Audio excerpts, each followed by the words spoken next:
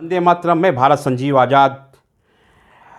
आज के इस माहौल में आज जो स्थिति है, इस पर मैं चंद पंक्तियों के माध्यम से एक संदेश लेकर आप लोगों के बीच में आया हूं। मेरा मकसद किसी धर्म को ठेस पहुंचना नहीं है, लेकिन फिर भी धर्म का सहारा लेकर धर्म को बदनाम करते हुए, धर्म ग्रंथों को बदनाम करते हुए जिस प्रकार से भारत के अंदर जाहिलता पेश करी जा रही है, उस पर मैं चंद पंक्तियों के माध्यम से आपसे जुड़ना चाहता हूं।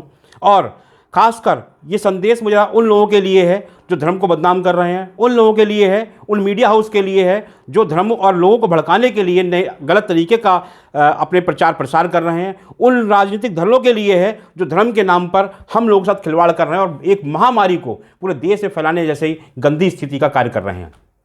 मैं चंद पंक्तियों से आपके माध्यम से आपसे जुड़ता हूं और थोड़ा ध्यान दीजिएगा।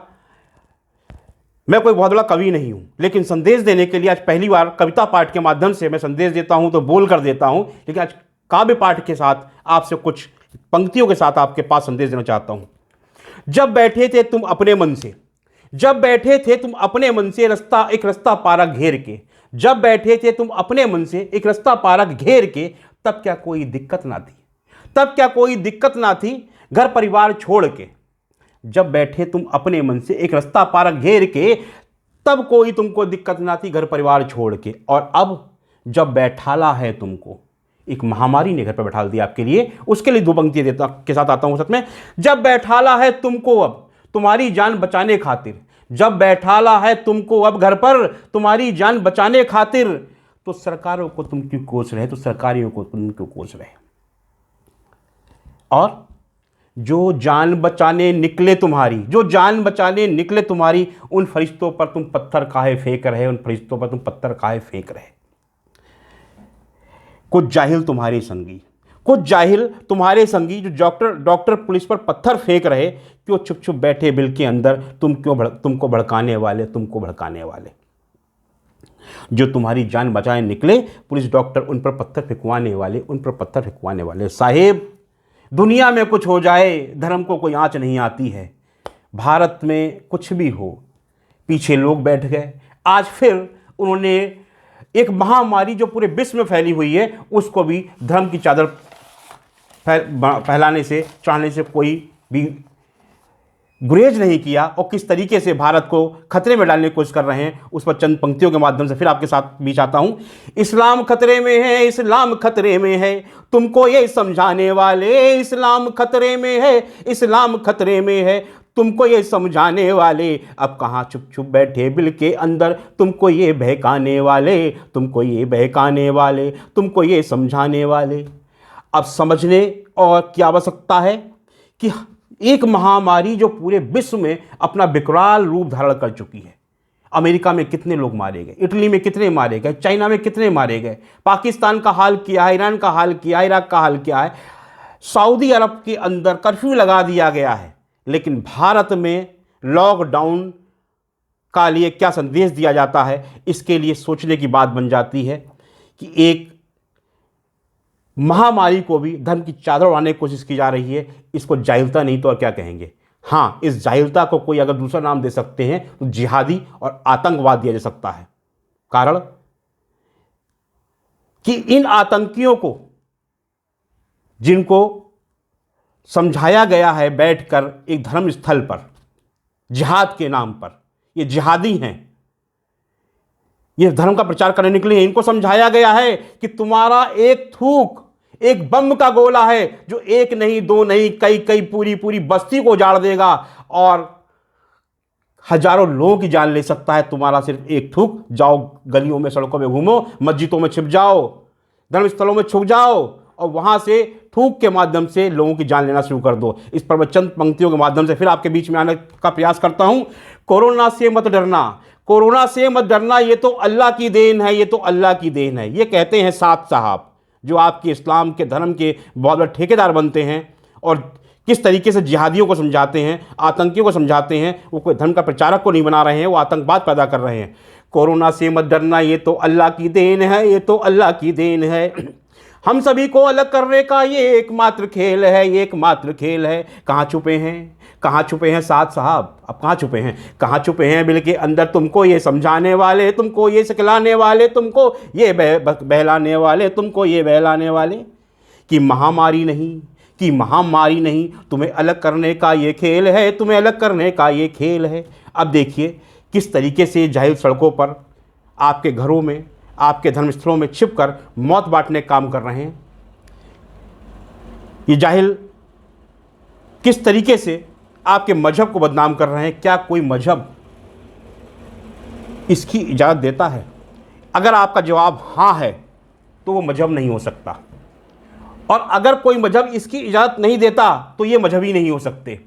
ये आतंकवादी हैं, ये दरिंदे हैं, ये इंसानियत के नाम पे खूंखारियत पैदा करने के निकले हुए हैं, ये हैवानियत पैदा करने निकले हुए हैं। इसलिए इनके लिए अब फिर चंद पंक्तियों के माध्यम से फिर एक संदेश आपको देता हूँ।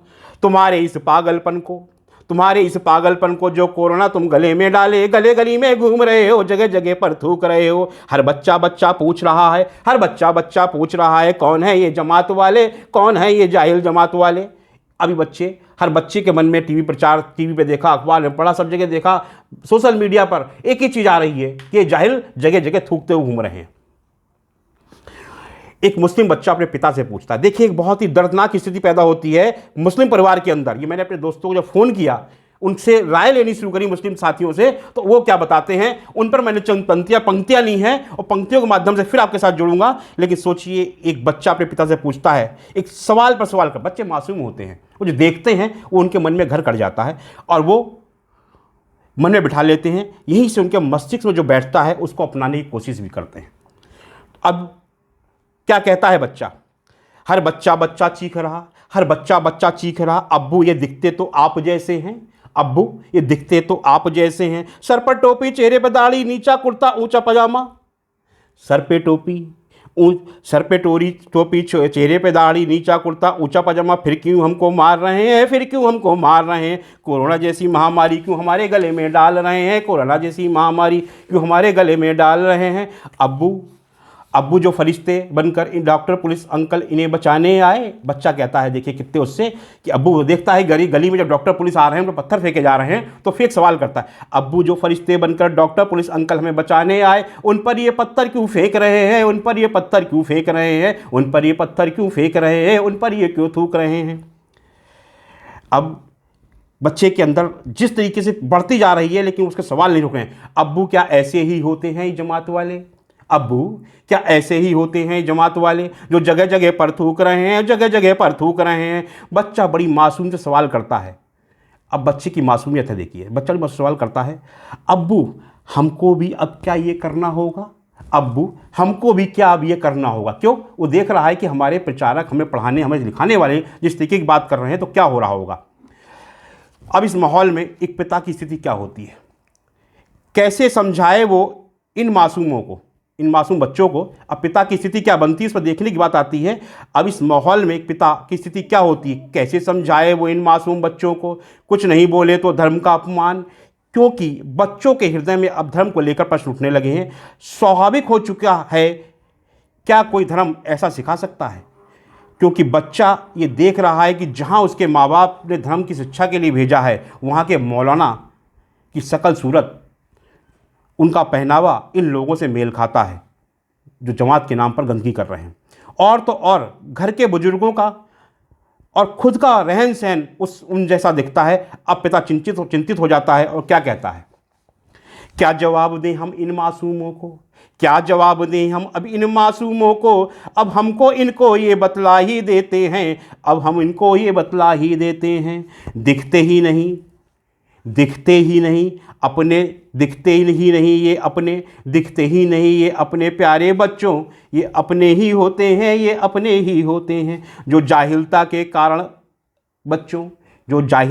कारण बच्चों अपनों को ही मार रहे हैं, अपनों को ही मार रहे हैं। मस्जिदों में छुप छुप बैठे हैं और जगह जगह पर थूक रहे हैं। फिर जो मस्जिदों में छुप छुप बैठे हैं और जगह जगह पर थूक रहे हैं, फिर खुद ही उसको चाट रहे हैं। इनको सिखला दिया किसी जाहिल ने, बच्चों इनको सिखला दिया किसी जाहिल ने। थूक नहीं ये बम का गोला, एक नहीं ये कई को मारे, एक नहीं ये कई को मारे। तू जगह जगह पर थूक गिरा दे, तू जगह जगह पर थूक गिरा दे। जो तुझको समझाने आए, उसके आगे नंगा नाच दिखा दे, उसके आगे नंगा नाच दिखा दे। अब घर पर एक नन्ही सी परी सामने आती है। मन में बड़ा ही पीड़ादायक एक प्रश्न उठता है, वो पूछती है, अब्बू फिर ये किसके अपने होते हैं। देखिए एक बच्ची भी, सब पीड़ा में परिवार है मुस्लिम परिवार का, अब पूछती है, अब्बू फिर ये किसके अपने होते हैं और किस मजहब के होते हैं। अब्बू ये किसके होते हैं और किस मजहब के होते हैं, दिखते तो ये अपनों जैसे हैं, फिर ये क्यों हमको मार रहे हैं, फिर ये हमको क्यों मार रहे हैं। कभी मारे पाकिस्तानी स्कूली बच्चों को, कभी मारे ये पाकिस्तानी उस स्कूली बच्चों को, और अब हमें क्यों कोरोना से मार रहे हैं, अब हमें क्यों कोरोना से मार रहे हैं। जगह जगह पर थूक रहे हैं, जगह जगह पर थूक थूक कर अब जगह जगह पर थूक थूक कर किस किस को अब ये मारेंगे। क्या यही सिखाता है इस्लाम हमारा, क्या यही सिखलाता है इस्लाम हमारा, क्या यही पढ़ाता कुरान हमारा, क्या यही पढ़ाता कुरान हमारा। अब पिता समझ चुका है कि बच्चों के जहन में इस्लाम और कुरान के मायने गलत तरीके से घर करते जा रहे हैं। तब एक विवश पिता हकीकत से रूबरू करता है, और सबसे बड़ा धर्म उसका यही है कि अब वो बच्चों को समझा दे कि ये कौन है, इनकी हकीकत क्या है, इनकी सच्चाई क्या है। देखिए कुछ पंक्तियों के माध्यम से फिर आपको समझाने की कोशिश करता हूँ।